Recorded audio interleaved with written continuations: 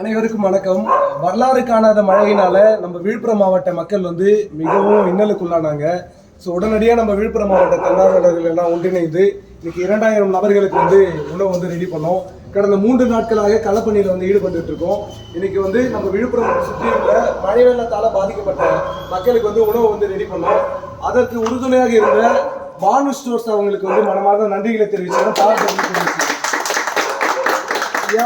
எவன் ஒருவன் சுயநலமின்றி மக்களுக்காக உதவி செய்கிறானு அவனே உண்மையான தலைவன் சொல்லுவேன் எங்களுடைய குழுவுடைய கேப்ஷன்.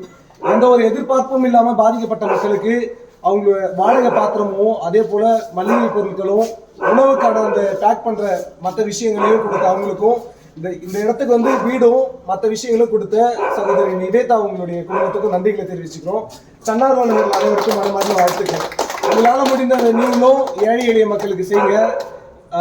ஏழையின் சிரிப்பில் இறைவனை காணலாம்னு சொல்லுவாங்க. அந்த மாதிரி இந்த மாதிரி ஒரு நெகிழ்ச்சியான விஷயத்துல மக்களுக்கு கொடுத்ததுல எங்களுக்கு ரொம்ப சந்தோஷம்.